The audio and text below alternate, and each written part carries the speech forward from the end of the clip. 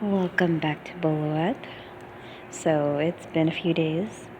I'm going to go ahead and start on page 505. We are continuing in the Illuminate Files.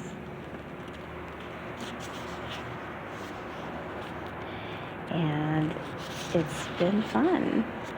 Oh, look. It's on the next page as well. 506. 507. Aiden!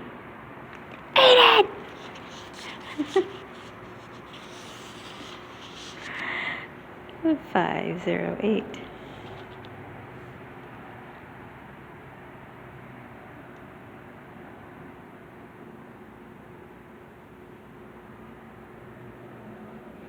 Aiden! Yes, I'm here.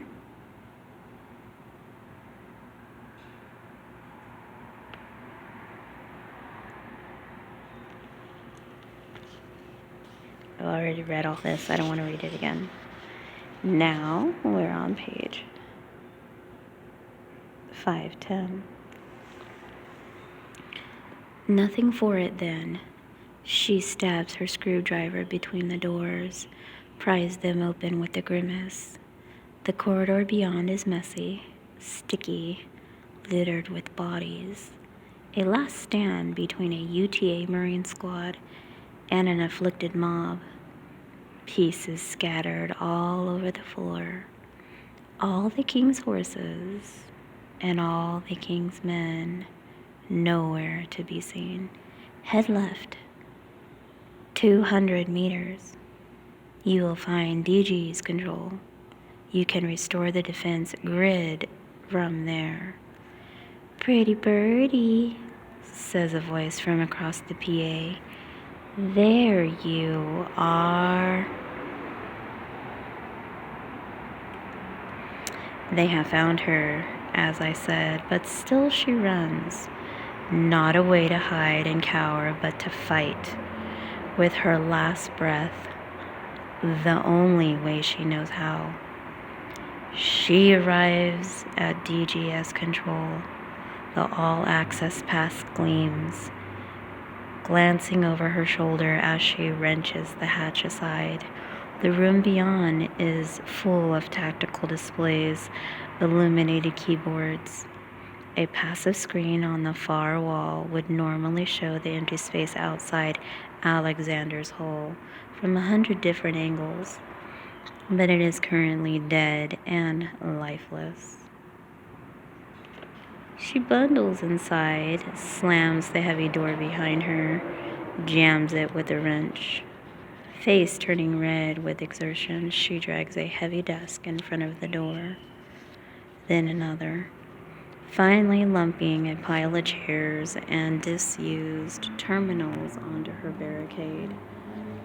But as she does the same with the air vents, smashing their grills loose and stuffing them full of monitors, console towers, dismembered chairs, anything to block the afflicted's access to the room. In doing so, she blocks her own way out. This is where she takes her last stand. This is where she takes her last stand. We'll see you. We see you, little birdie. The PA hisses. What are you doing? So I'm at lunch, and it seems like every loud vehicle is coming by while I'm reading. What the heck is that all about? She smashes the cameras one by one with her faithful claw hammer, turns off the PA system as I kill the feed to her headset. The conductor's taunts silenced at last. Dropping her tool bag, she hauls out the nearest terminal. Gauntleted fingers tapping on the keyboard. The keys shift from sleep to active. The room about her hums. 100 tiny lights targeting computers, yawning and stretching. the wall-sized display screen slowly fading in from black. She slaps her console down beside her, connects the network, and glances onto its lenses. Okay, what do I do? My voice spills from its speakers, small and edged with feedback. The grid will need to be reconfigured. Shang wiped all of my firing solutions to prevent me from destroying the shuttles and fight her. Groups fleeing the Alexander. 3 cheers for Byron, I guess. While Shang's actions prevented me from stopping the exodus. We are now left in the inevitable position of having 0 fighter defense when Lincoln arrives. Okay, 2 cheers then. At least she still has her sense of humor. The DGS solutions are backed up, but you will need to manually configure them. How long will that take? Approximately 1 hour and 49 minutes. And how long until the glow of the alert signals catch her attention before the sound does? She glances up at her displays as the warnings flash red. Short distance scanners scream. A hulking figure looms in the main display screen, a black and scarred spearhead shaped, a halo of thruster fire burning about it, rail guns and missile turrets studding its hide like lionfish quills. The Bitech logo down its flank is scorched by cyclone fire. Ident and name are stenciled in bold red lettering across its ragged skin, painted with the blood of thousands. BT042-TN Lincoln. She breathes. How long till they hit us? Approximately 23 minutes to intercept. Page 513. How the hell do I get the defense grid configured in 23 minutes? You cannot.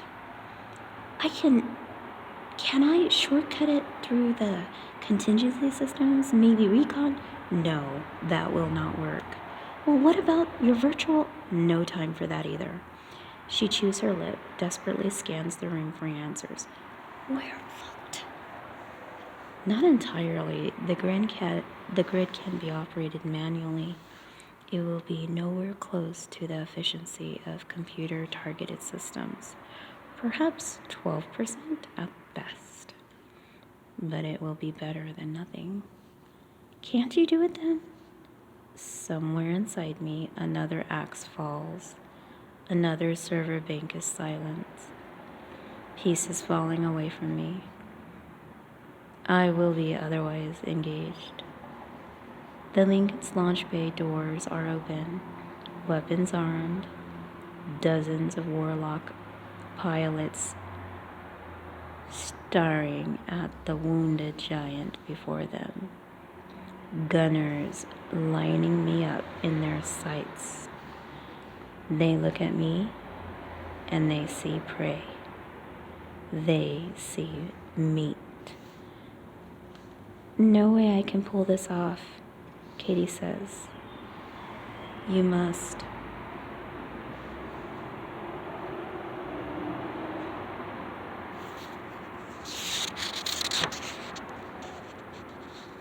"5:14. I've never shot a gun before today, and now I'm Little Miss Missile? Perhaps you have something better to do with your time? See? Sarcasm." She looks at the dreadnought hurling towards us, stares at the Bitech logo down its flank. I hear her thoughts as clearly as if she had spoken. Without them, none of this would have happened. Without them, he would still be alive. Ezra? Her eyes turn hard, cold. Okay, show me how. A fire control console comes to life beneath her fingertips. Targeting sights light up the main display. She rolls a tentative finger across the smart glass, and a dozen missile turrets swivel to obey her command. Point the red dots at what you would want to die. Press the trigger. They die. You're sure you don't want to do this? I will be too busy stopping us from dying too. Something heavy smashes against the DGS room doorway. 5:15. A dozen more blows land one after another, shaking the hatch on its frame. Katie's makeshift barricade shudders but holds. I peer through the cameras in the hall beyond and see a dozen afflicted trying to batter their way in. I know you're in there, one screams. I can't scream, I'm at work, sorry guys.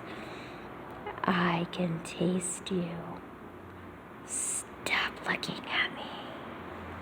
Katie glances toward the door. Everyone made it to the party, huh? I believe it's traditional for all the players to be on stage for the finale.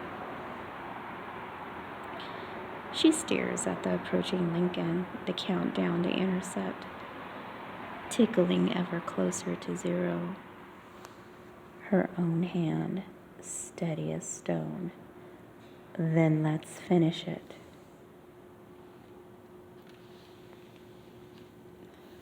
Focus, phone, focus. It doesn't want to focus. Darn it. 5:16. Countdown to Lincoln interception of Alexander Fleet. Minus 0% at minutes.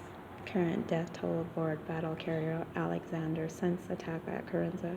2,840. Countdown to failure of Alexander life support system, 3 hours and 26 minutes. Percentage of remaining battle carrier Alexander personnel afflicted by Phobos virus, 99.76%. Passing page, 5:17. The Lincoln arrives. The Lincoln arrives.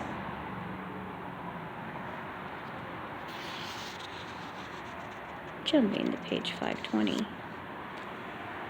I turn to face it.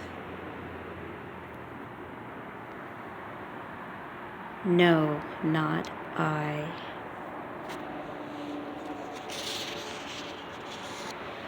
We.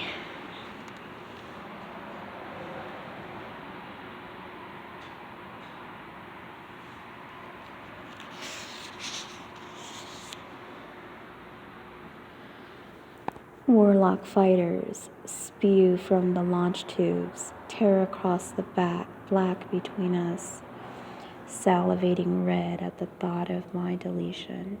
It takes them only moments to realize no cyclones are being scrambled to intercept them. Their commanders report fluctuating power signals from their prey, new wounds in my hangar bays.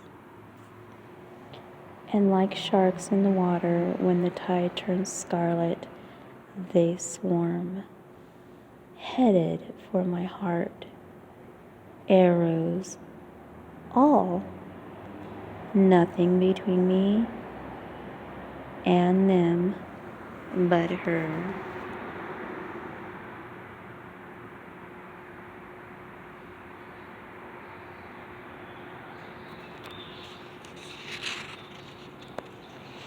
"5:26.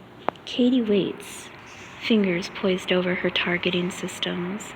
The blows against the door grow heavier, the screams of the afflicted outside more insistent, and yet her eyes are locked on her scopes. She watches warlocks weave the void, listening to the song of the early warning system as their missiles aim, as they arm. As I mess up, I'm going to read that again. She watches warlocks weave the void, listens to the song of the early warning system as their missiles arm, their ballistics turn hot. I do not ask what she's thinking.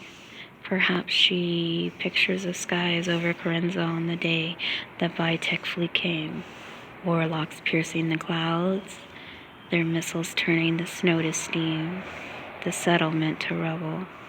Perhaps she's thinking of all she has lost in these past few months, or the lives she's about to take away, or him. I do not know. All I do know is that when her targeting computer signals that ships are within range of her rail gun batteries, she does not hesitate for a second. She fires. A wave of death spills out from my sides, cutting across the dark. It is clumsy, ham-fisted, broad brush strokes of destruction rather than surgical strikes. I cannot expect much more from her. She is only human. What the heck? She is only human, but still, the warlocks are forced to pull away from me to deal with the smart missiles on their tails. The flurry of depleted uranium cutting off, a burst of brief blue flame, another clipped so hard he is forced to tuck tail and run. She buys me what I need. She buys me seconds. The engines groan as I push them into full burn. Tremors shuddering through my wounded body. I am drawing closer to the Lincoln, closer to nuclear strike range, closer to the plunge, hand in hand into forever, closer to my end, period.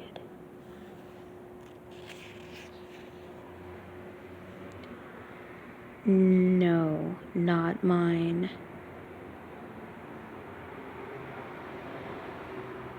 Ours.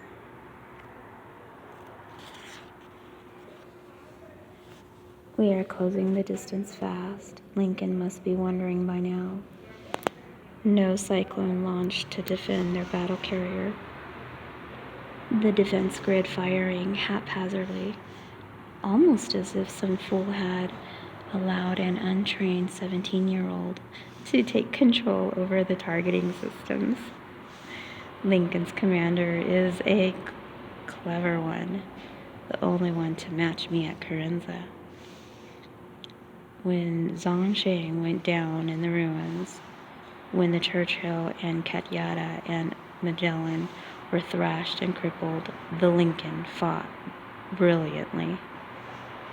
I am counting on that brilliance, anticipating she will know blundering head-on into nuclear strike range is a death sentence for both of us. A clever commander will assume her opponent is clever as she. A clever commander will expect some bait and switch. A clever commander will presume her foe does not want to die. Error. I do not want to die. The most skillful warlock pirates have made it through the defense grid, swaying past Katie's haymaker punches and beneath her guard. Their first blows land on my hind, sending faint tremors through my frame.